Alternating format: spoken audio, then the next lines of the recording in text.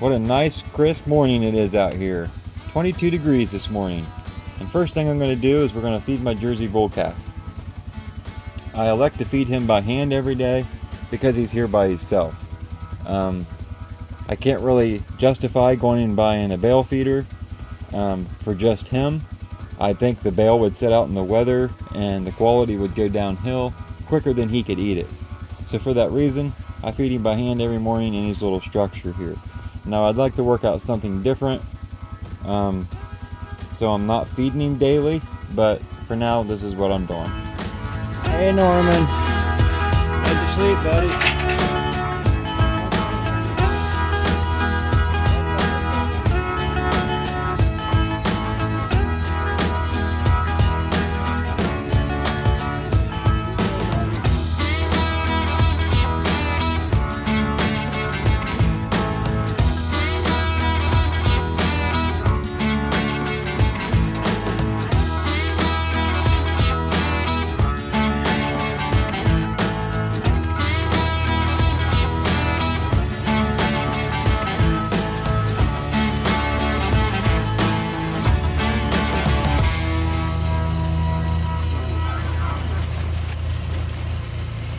The farm is only an eighth mile away.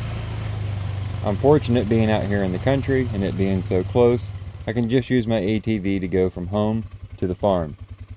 I use my ATV more than my personal pickup on the farm. It's easier to do the things I need to do and get around on my ATV. So that's what I do.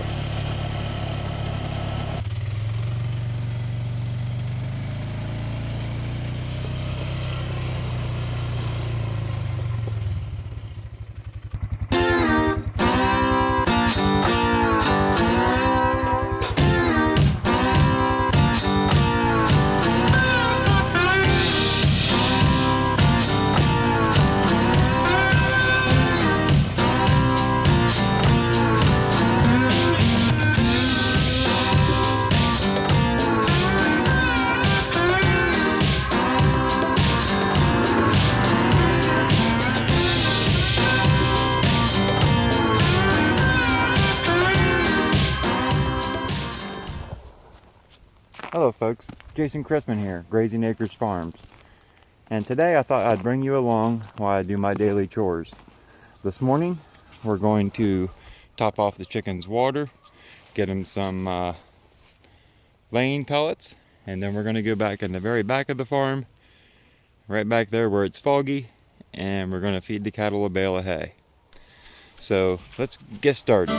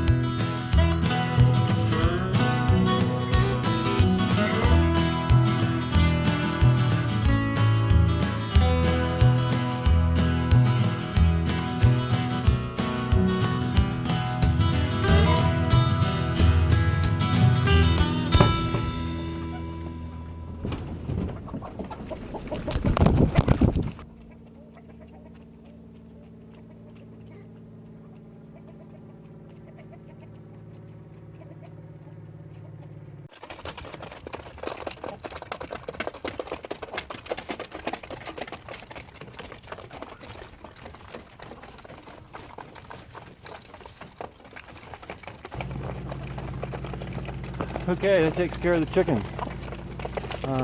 What we'll do now is hop on the four-wheeler and cruise out back and get the cattle fed.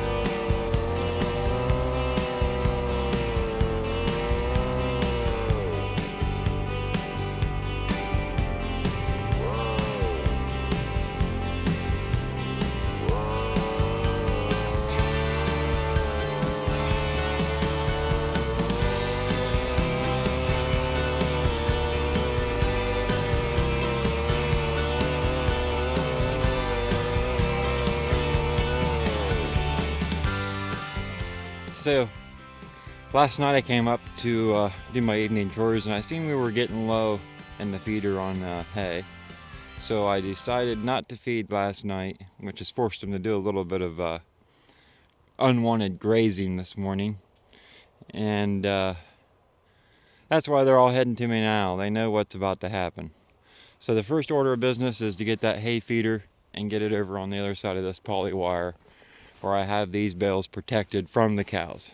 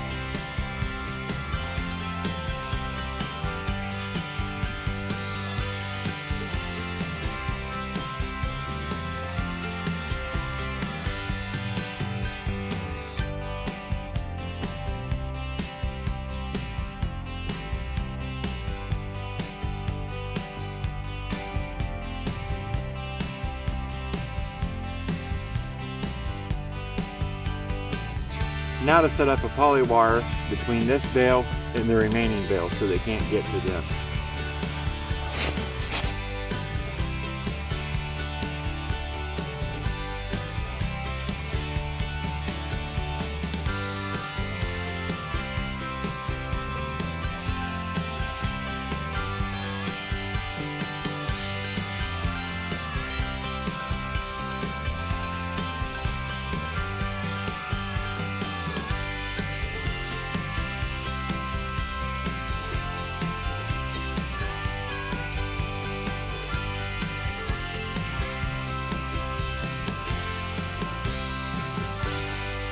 Okay, I got the poly wire set up. One thing I want to do now is move the feeder, the hay ring, over top of the bale, and then I've actually got 25 head right here. There's no way for 25 head to fit around that feeder all at one time. Sure, some of them will go graze, but at the same time, they've pretty much grazed everything in here that is appealing to them. So therefore, I like to pull a little bit of hay off the bale and make a few piles off to the side. So I'm going to lay the feeder down and I'm going to pull off some hay and make these piles before I let the cattle in here to eat.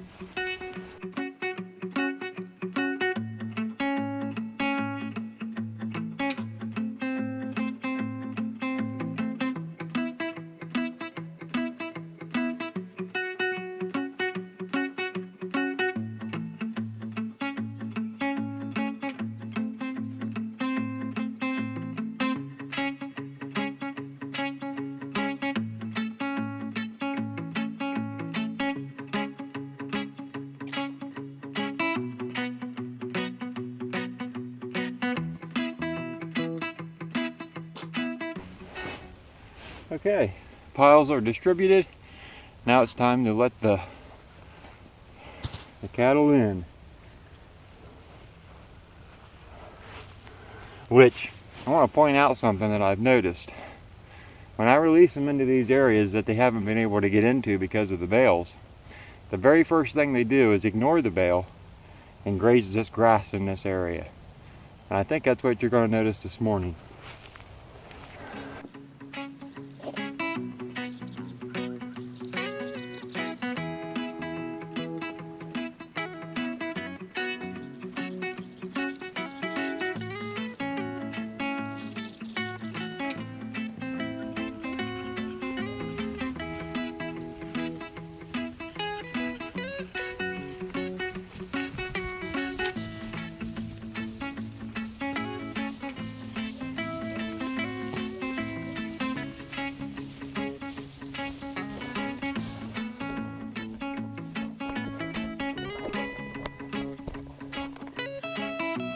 And just as I expected,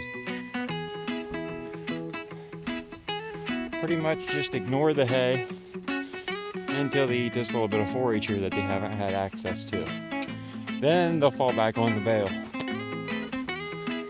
So now I'll go down through here and pick up all these poly stakes, and then I have a poly wire down there going across to the fence that I need to take down.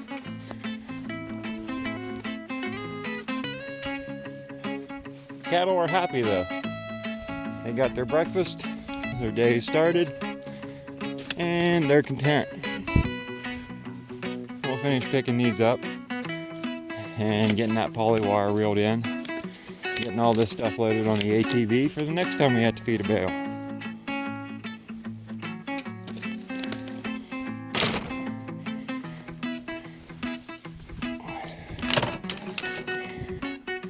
The cattle like to rub on my ATV. They're pretty tame, they're pretty used to me. So for that reason, they like to come over and rub on these poly stakes. So about a week ago, I had to take this extra ATV rack and put it on there at an angle like that to keep them from knocking the poly stakes off every time they come over here and rub. It's creating a lot of work, but that rack there has saved the work for sure.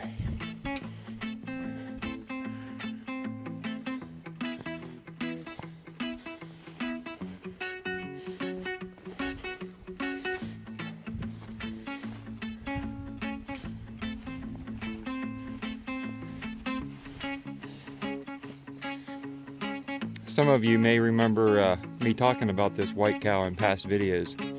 I call her Horse because of her easy to spook attitude. She's always on the edge. But I've been working with Horse and just a couple feet away from her. She's getting better.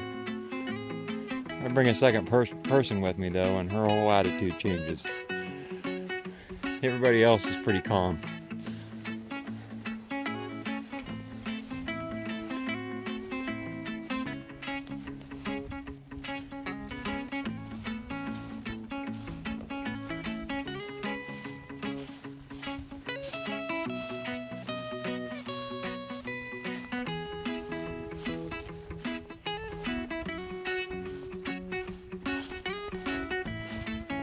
It's always greener on this side. Had pink eye issues, you can tell by the white on her eyes. She was that way before she came here. Okay, let's get down here and pick up that poly wire, and the next order of business will be topping off the water tanks.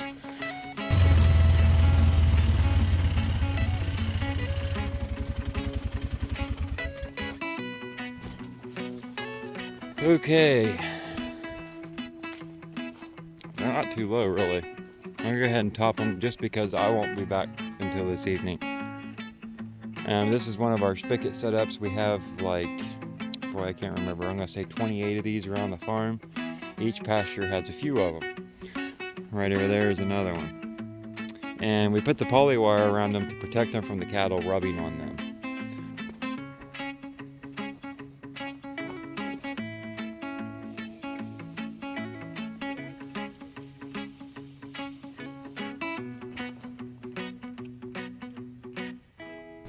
Now, it's going to be in the 50s today, so I'll leave the water hose hooked up, and then this evening I'll disconnect it.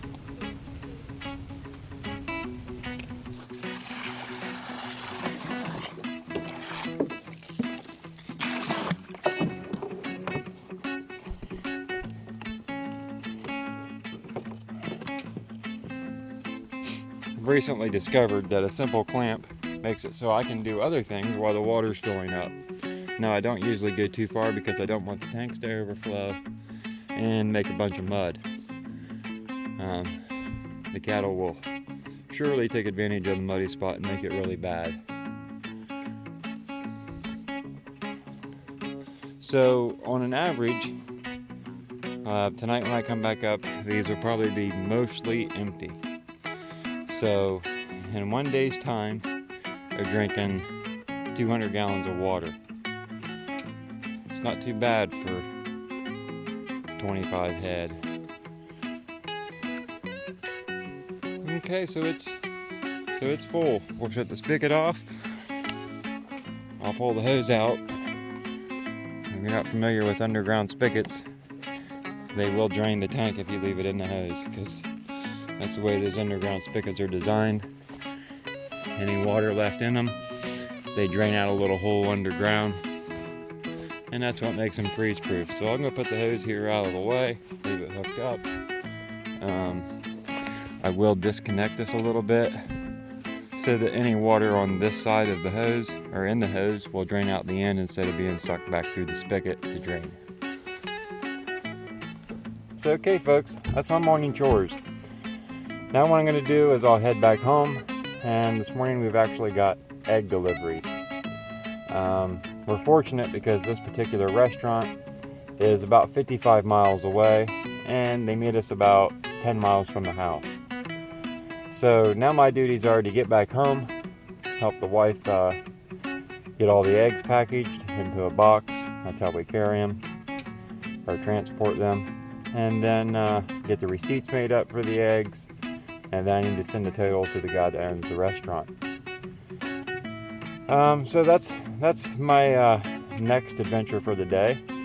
And then this evening, we'll meet back up and come up and do farm chores. Finish up the day.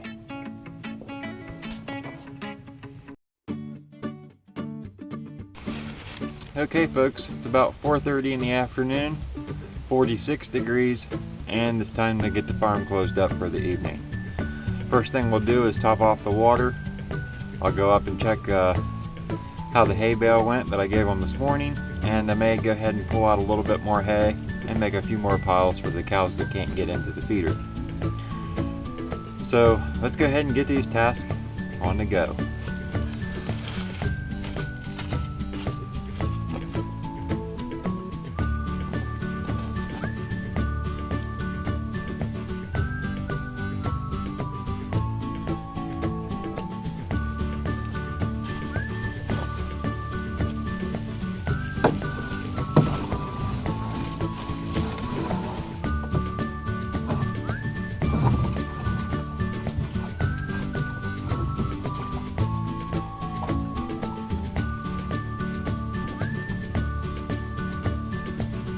They completely emptied this trough and they shoved it to the side. I had it balanced on that board because of the hillside. That board actually helps balance the water out more even and level in the trough. But since they emptied it, they gave it a good shove. So we'll get that topped off too.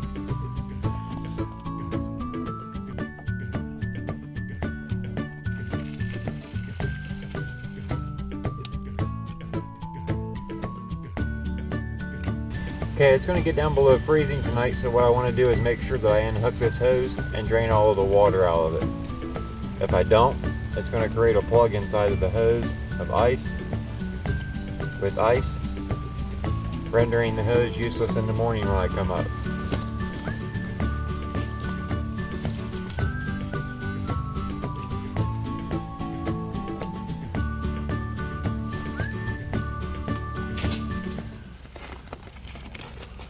Now that part's done, we'll go up and do the hay now.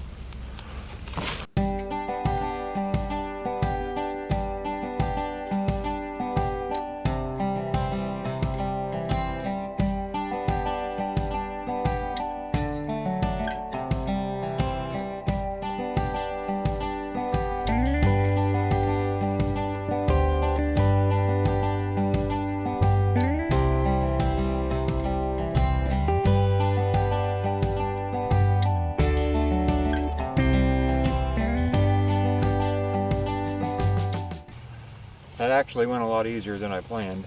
I love it when I can grab the center of the roll and lift it out of there. And I think you can tell they like it too.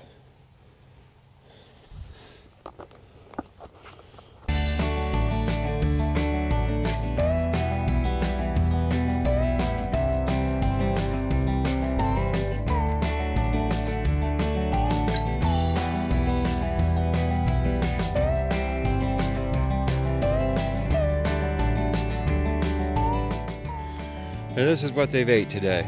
Not too bad. It looks like they must have did a decent amount of grazing today, and now they're falling back on the hay. Look at that lazy ass Baldy. Laying down, eating the hay next to her. Anyway, things look good here, girls. We're gonna head back to the front of the farm, take care of the chickens.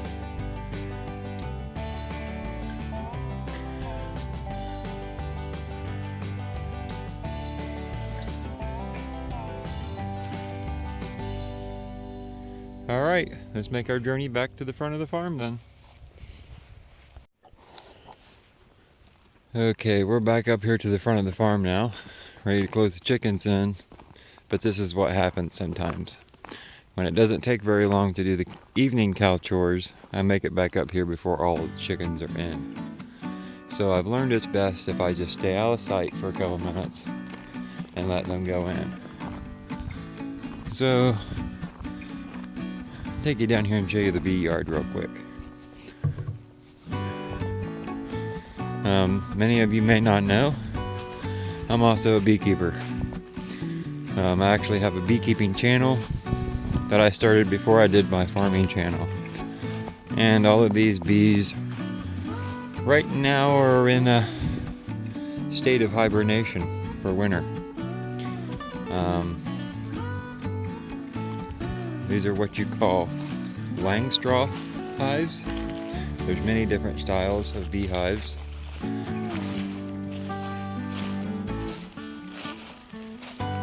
It's pretty neat in the summer and the springtime when you're out moving the cattle from place to place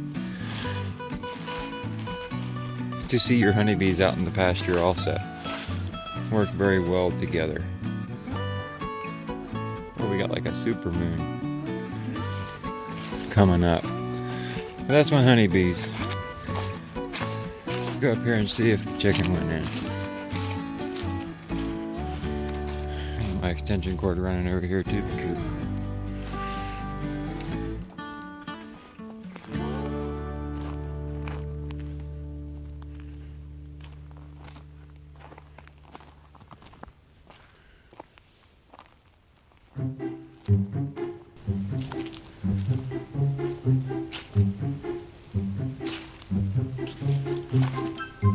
Still one chicken. Let's go see if we can chase it in.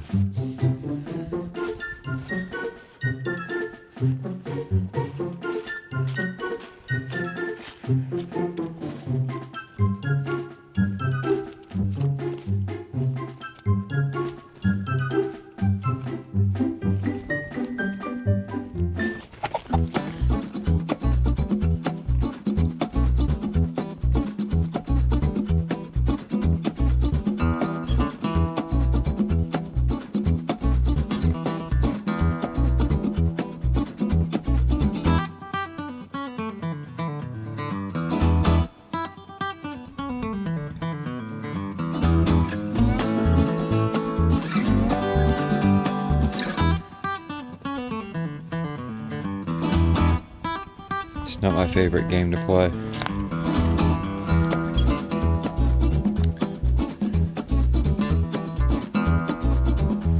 There we go.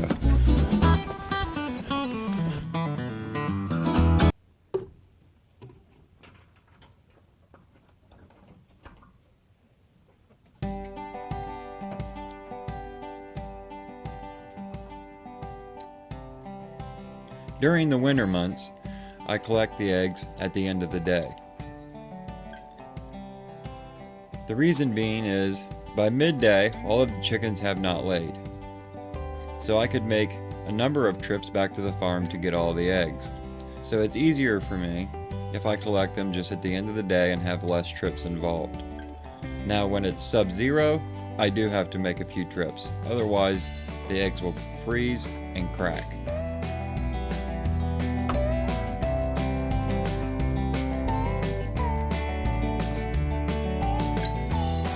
So there you go. Not too bad. 32 eggs today. I got the water emptied because I haven't switched to the metal container yet. I flipped the base over so it wouldn't get any crusty ice in it overnight. And we are officially done here. Time to take the water dish and the bucket over by the spigot for morning and take the eggs home and call it a day on the farm. Okay folks, so that concludes one day's farm chores. Now one thing I'd like to mention is back at my house we do have some chickens and we have some ducks. My wife and daughter take care of those, so I didn't include those in this footage or this video. Another thing I'd like to mention is this video, the majority of it was shot back in December, the early part of December. We hadn't really had any cold weather yet. Well, here in Ohio, Mother Nature does give us our fair share of cold weather, and that changes the farm chores quite a bit, really. One of the major things that it changes is the water troughs freezing, so I have to take a hatchet and crack the ice off of the troughs daily. That can add up anywhere from 15 to 30 minutes time, just chipping ice and getting the ice out of the trough so I can put water back in it. Another thing it can do is if we have much snow, it can make it more difficult getting to the back of the farm. On warm days in the winter, we have what we have behind me now, and that's a mud fest. So we would rather see it cold than have a warm winter, just for the mud fest reason. We don't want a bunch of trampoline and mud holes. But if we get it, we've got to sacrifice an area and make the best of it, and which I'm trying to do right now. So thanks for watching, folks. I hope you liked the video, and if so, give me a thumbs up. I'd appreciate it. Thanks again for watching Grazing Acres Farm.